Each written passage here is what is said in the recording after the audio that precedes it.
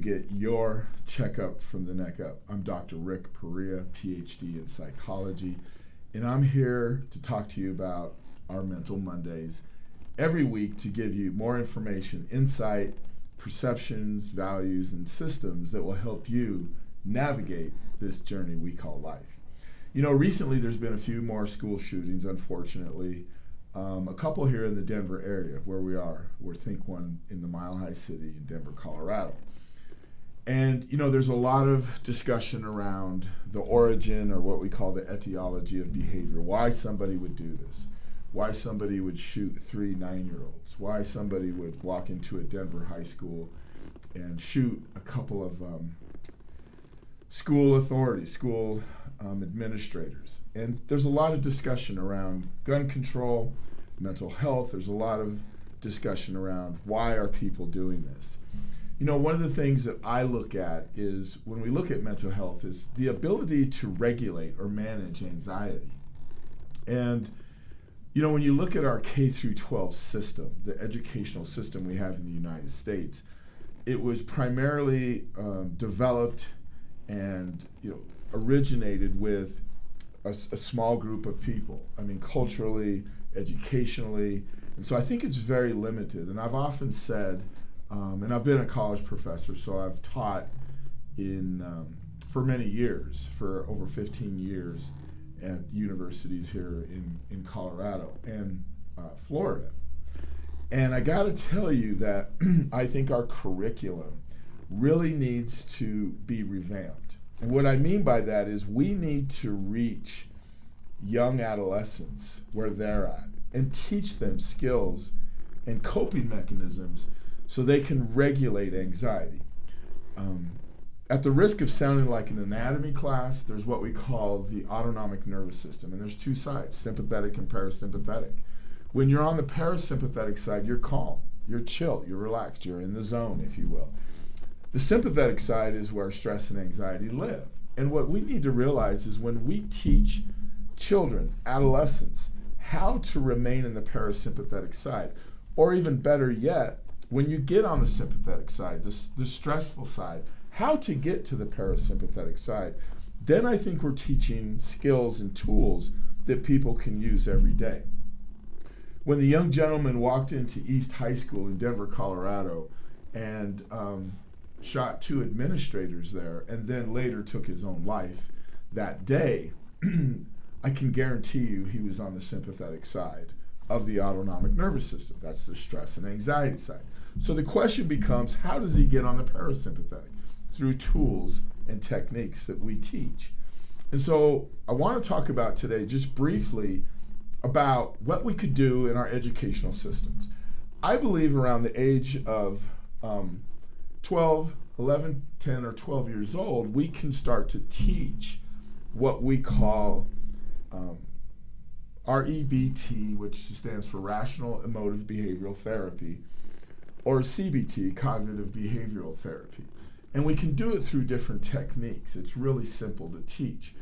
I think the first thing we need to do is to help adolescents identify the difference between what we call somatic and cognitive anxiety. Those are our 2 general types. Cognitive anxiety means you're impaired in your thinking.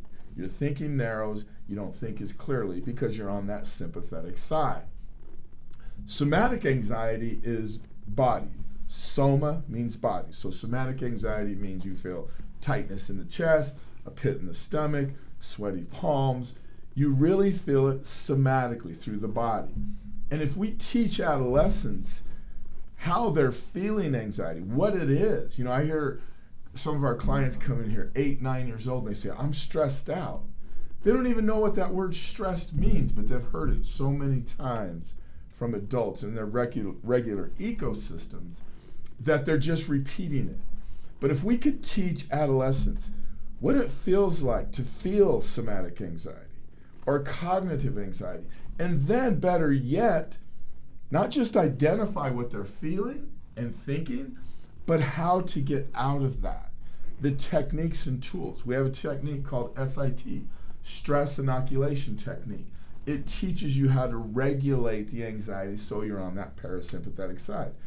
REBT, Rational Emotive Behavioral Therapy. What it stipulates is that you learn how to perceive differently. Think about this. It's not life events that shape our experiences. Okay? I repeat, it's not life events.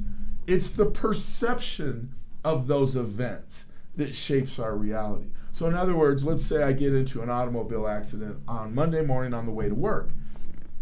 Well, I can look at that a couple different ways. One is like, oh my gosh, can't believe that happened. You know, my insurance rates are going to go up. I'm late for work. And you kind of catastrophize it. You make it worse than it is. Or you can say, you know what? I'm not hurt. The other person's not hurt. I can always get my car fixed. So it's your perception of that event that shapes reality, not the event. And the reality is 99% of people think it's the event that shapes your reality every day, when in fact, it's the perception of that event. Someone might say, I went through a divorce, I lost my job. Oh my gosh, what am I going to do? Those might be the two best things that happen to you over the next decade. It's how we shape our thoughts, people. And I have a saying that says, shape your thoughts, or else your thoughts will shape you.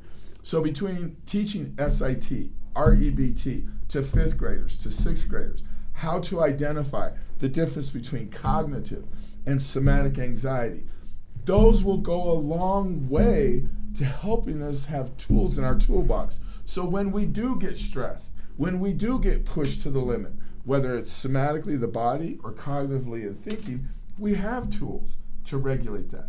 I mean, think about it, people. Our curriculum now has such an emphasis on academics. And I understand that. That's great. But it also should have an emphasis qualitatively.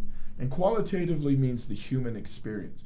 We've got to get better at teaching people how to be human.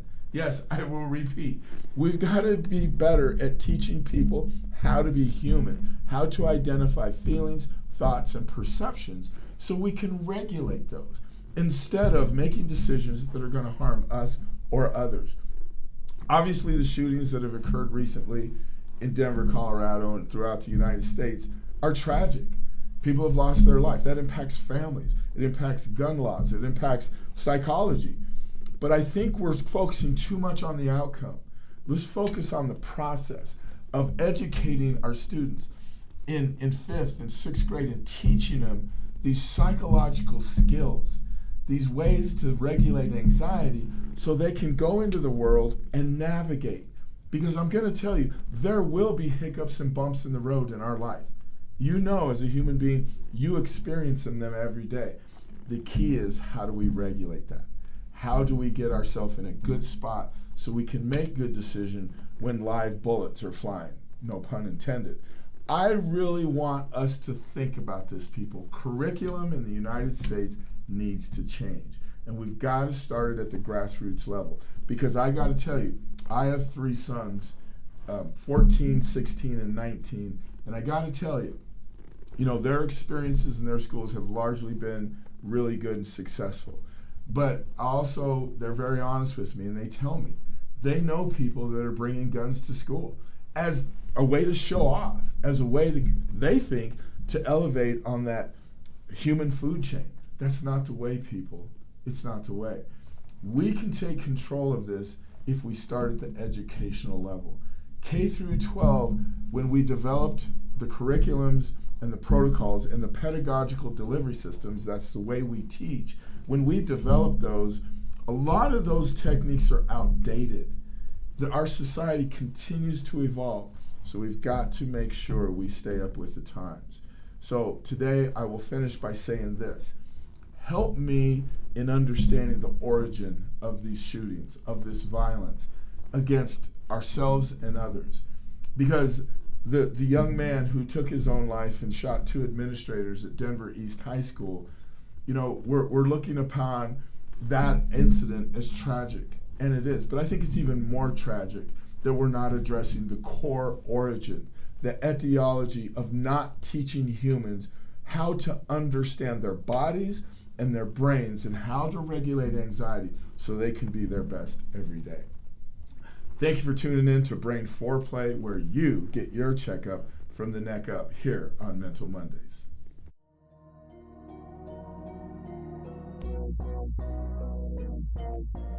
Don't forget to join us next week, same place, same time, to get your checkup from the neck up, fortified by Foreplay.